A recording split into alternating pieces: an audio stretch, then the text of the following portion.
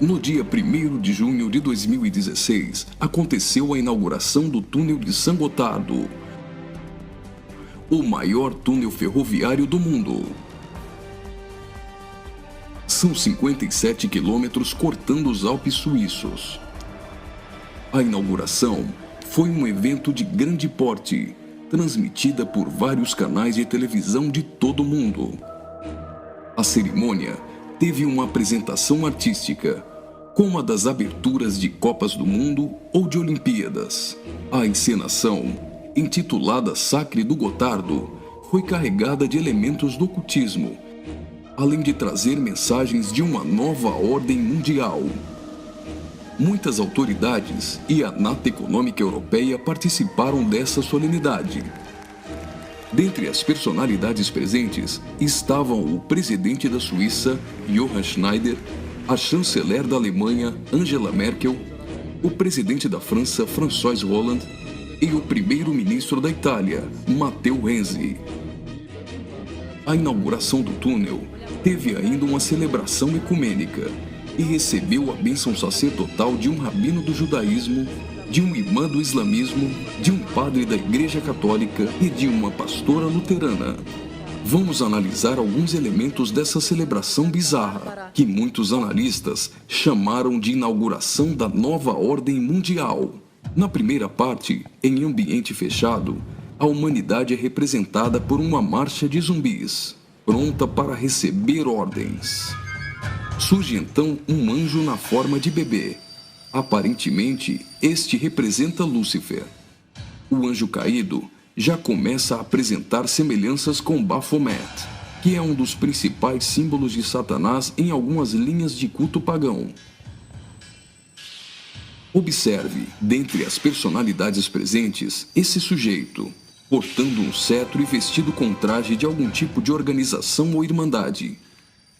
Ele traz um broche com a figura de um bode que deve representar também Baphomet. A cerimônia macabra evolui para a aparição de um homem-bode, representando um demônio-chefe. Esse demônio exerce autoridade e liderança sobre outros demônios que são liberados pelo mundo, representado aqui pela ferrovia. Por essa ferrovia, passam vários períodos da humanidade, revivendo alguns tipos de sociedades secretas e rituais pagãos dos celtas, da Grécia Antiga, do hinduísmo e principalmente do Egito Antigo. Observe ao fundo a figura do Sol, representando um dos principais objetos de adoração das culturas antigas. Sob a ordem do chefe, os demônios se lançam para cumprir sua missão na Terra. Aqui, vemos a representação de antigas sacerdotisas e místicos adoradores, todos sendo conduzidos pelo homem-bode. As sacerdotisas estão levando um cordeiro, como algo a ser oferecido em sacrifício.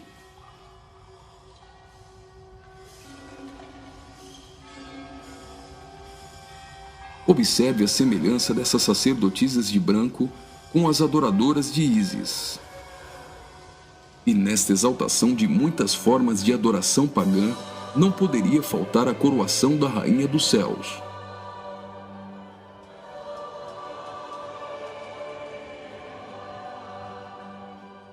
A cerimônia prossegue, agora em um ambiente externo. A parte interna exaltou a adoração pagã histórica. Na parte externa, o evento se torna uma cerimônia satânica regida pelo homem-bode. Os zumbis representam a humanidade manipulada, caminhando rumo a um futuro incerto. Os atores correm atrás de uma conquista. O túnel inaugurado literalmente furou 57 quilômetros de rochas nos Alpes suíços. Aparentemente, aqui a humanidade está tentando vencer a rocha, que pode representar Jesus.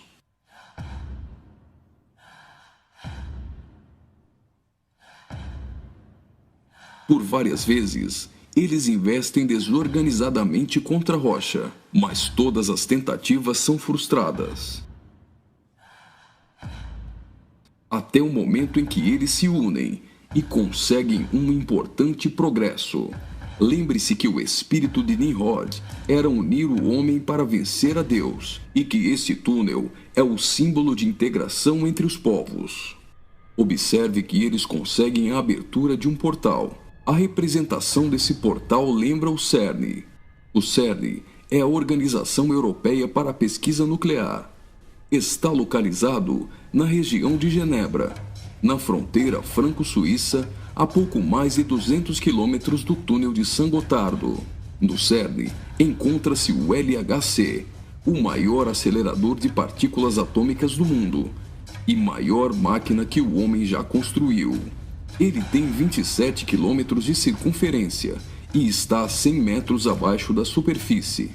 O CERN está em busca da antimatéria e tentando recriar o Big Bang. Mas o CERN também tem um propósito esotérico ocultista nem tanto oculto.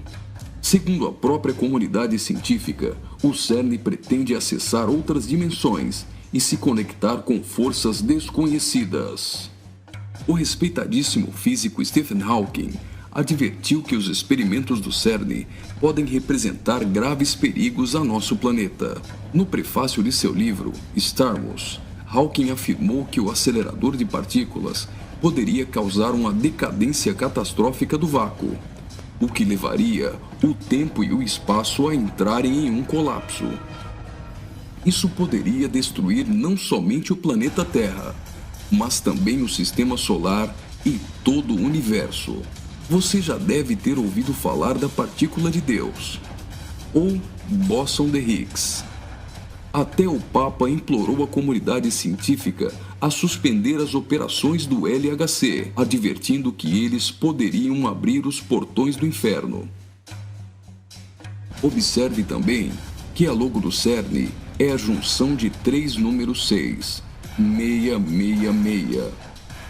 As cenas seguintes mostram uma sociedade em transformação. Do portal que foi aberto, procede a direção para a humanidade. Veja que uma nova sociedade vai surgindo. O espírito da rebeldia e da sensualidade marcam as pessoas. A decadência da humanidade é representada tanto na forma de uma queda literal, como através da sensualidade.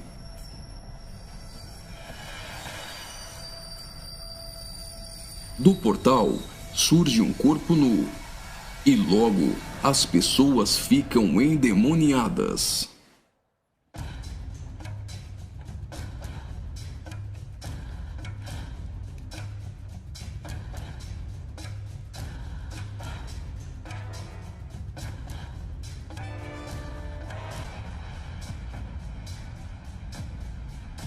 Veja a representação de que existe algo dentro deles. Trabalhadores do túnel aparentemente são representados aqui, mas observe que a verdadeira representação é o deus Shiva, da trindade hinduísta. Shiva é o deus da destruição. Ele destrói para dar lugar a algo novo. A dança de Shiva é considerada a manifestação física do ritmo cósmico.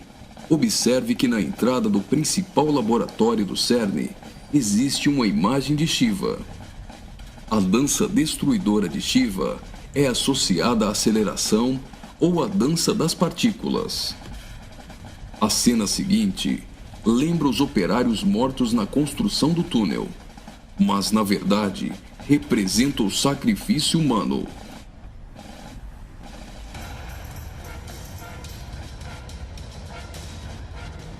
Veja que os corpos são lançados para dentro do abismo.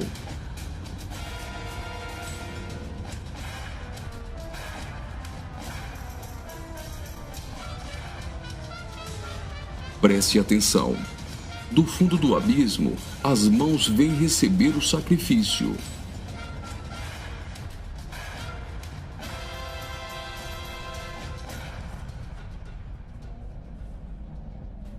A morte dos trabalhadores dá lugar a 3 almas que sobem do abismo.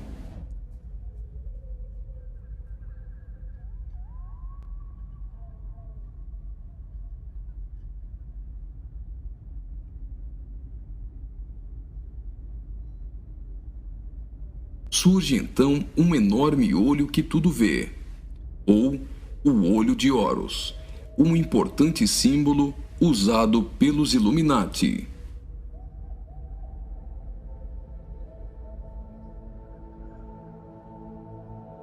Agora, o Homem-Bode passa a ter um papel ainda mais importante na cerimônia, e as representações do livro de Apocalipse vão ficando mais evidentes.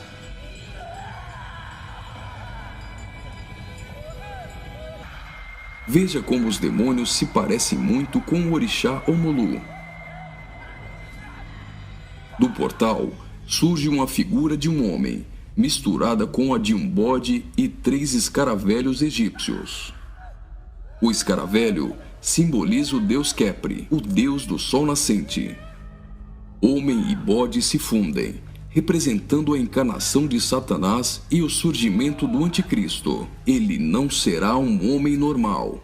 Sua autoridade e poder provém do próprio Satanás. Uma personagem, aparentemente representando a deusa Ísis, surge para ungir o Homem-Bode, que é a própria besta. Como a cerimônia de coroação de um rei, a besta é ungida governante sobre todo mundo. Observe novamente que os demônios lembram muito o orixá Omolu. Após receber o manto do espírito feminino de Ísis, a besta manifesta atitudes homossexuais. Ungido governante do mundo, a besta demonstra sua fúria contra todos e agita seus demônios.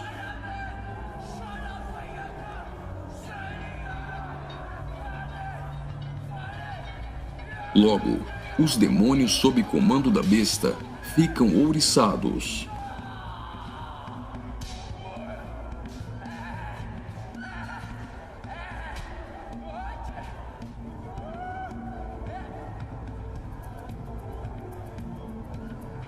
Assim como está escrito em Apocalipse, a besta passa a ser adorada pelos homens e pelos demônios.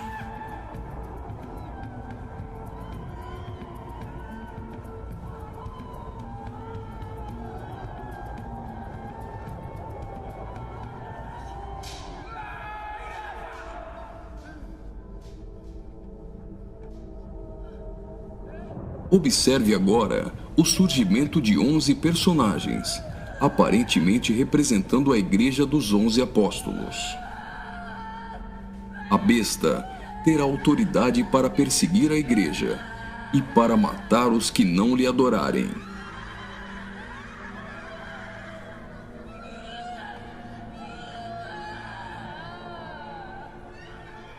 Observe que no telão a besta tem várias cabeças. Logo, a besta parece ter sido ferida na cabeça. Leva as mãos à cabeça e vai caindo. Segue-se então uma cerimônia fúnebre, com um antigo canto germânico do ocultismo. Veja essas pessoas carregando árvores secas invertidas. Observe que as raízes estão para cima. Assim como a cruz invertida é um símbolo do satanismo, tudo que se apresenta invertido representa o contrário. A imagem do telão é a árvore da morte, que é o contrário da árvore da vida.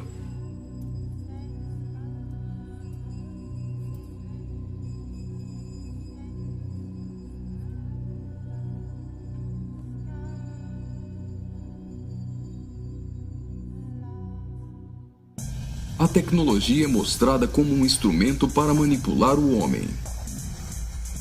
O avanço da ciência nos últimos dias foi profetizado por Daniel. Observe agora a semelhança da imagem no telão com a Pokébola do game Pokémon Go.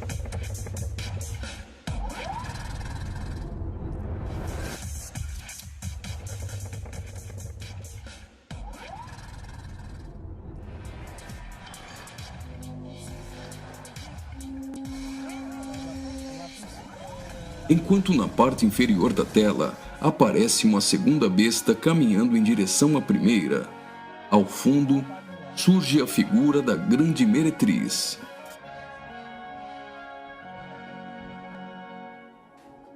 Observe que a segunda besta ressuscita a primeira.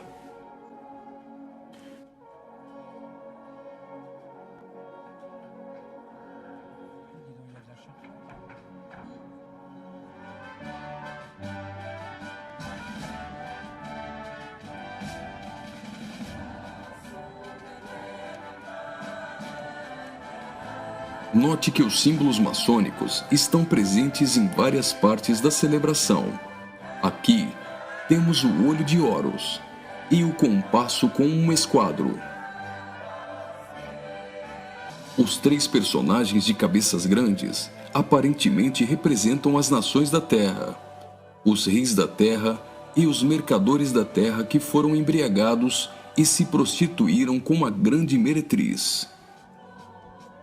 O relógio girando ao contrário provavelmente faz menção à profecia de Daniel, de que o anticristo mudaria os tempos, e fala da velocidade em que a nova ordem mundial será estabelecida. No auge da cerimônia, todos os personagens se lançam em adoração. Mas afinal, o que eles estão adorando?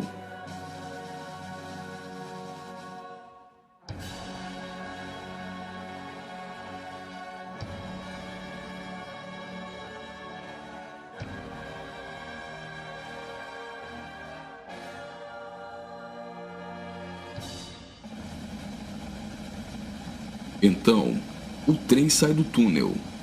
Mas certamente eles não estão adorando um trem. Eles adoram aquele a quem pensam que venceu a rocha. Eles adoram o grande dragão, a antiga serpente, que se chama Diabo e Satanás, o sedutor de todo mundo. Pensam que Satanás venceu a Cristo.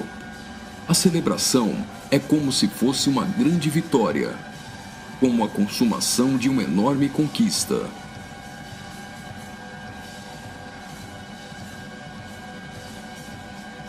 Observe mais uma vez no telão.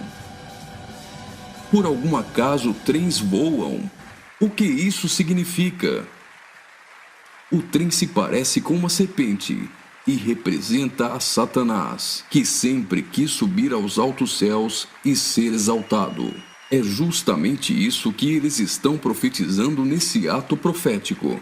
Faria muito sentido se isso fosse um encontro de bruxos e satanistas, mas numa inauguração de uma grande obra pública, com a participação dos principais signatários da Europa, realmente não faz sentido algum. Só que eles se esqueceram de ler todo o livro de Apocalipse. E vi a besta e os reis da terra com seus exércitos, congregados para pelejarem contra aquele que estava montado num cavalo e contra seu exército. Mas a besta foi aprisionada, e com ela o falso profeta, que com sinais feitos diante dela, seduziu aqueles que receberam a marca da besta, e eram os adoradores de sua imagem. Os dois foram lançados vivos dentro do lago de fogo, que arde com enxofre. Apocalipse capítulo 19, versículos 19 e 20.